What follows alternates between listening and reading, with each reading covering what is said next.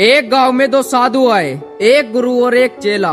गुरुजी चेले से बोले कि तुम जाओ और गांव में से भिक्षा लेकर आओ। चेला भिक्षा लेने चला गया। वो जैसे ही घर में घुसा उसने कहा भिक्षाम देई।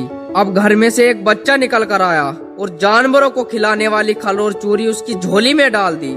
चेला हैरान रह गया। खल और चूरी लेकर वो एक बनिए की दुकान पर गया और उसको बनिए ने उस खल और चूरी के वजन के बराबर गुड़ दे दिया। चेला बहुत खुश हुआ। चेले ने गुरुजी को आकर सारी बात बताई। गुरुजी ने चेले से कहा, यहाँ मूर्ख लोग हैं, हमें ये गांव छोड़ देना चाहिए। चेले ने कहा, इतने मूर्ख लोग कहीं नहीं मिलेंगे, मैं तो इन मूर्ख लोगों में ही रहूंगा। गुरुजी बोले, ये अंधेरी नगरी चौपट राजा है, तुम इसमें एक न एक दिन जरूर मारे जाओगे। चेले ने कहा, नहीं, मैं तो यहीं रहूंगा। गुरुजी वहाँ से चले गए। अब चेला वहीं मजे लेने लगा। एक दिन किसी ने उसी गांव में एक लड़की के साथ दुष्कर्म कर दिया तो राजा का आदेश आया, उसे तत्काल फांसी दी जाए। फांसी देने के समय जल्लाद बोले, हम इसे फांसी नहीं दे सकते, फांसी का जो फंदा है वह बड़ा बन गया है। जल्लाद जैसे ही किसी मोटे गर्दन वाले व्यक्ति को ढूंढने निकले तो सामने से वही चेला आ रहा था। जल्लादों ने कहा, इसकी गर्दन एकदम ठीक नाप की है, इसको फांसी दे दो।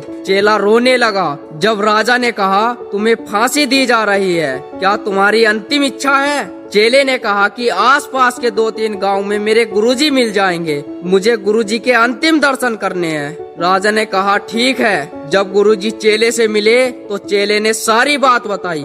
गुरुजी चेले को एक साइड में ले गए और कहा, जब ये लोग तुम्हें फांसी देने लगे तो मैं तुमसे लड़ूंगा और कहूंगा कि आज फांसी मैं खाऊंगा, फिर तुम बोलना नहीं, आज फांसी मैं खाऊंगा और फिर आगे की योजना मैं जानता हूँ। चेले ने वैसा ही किया।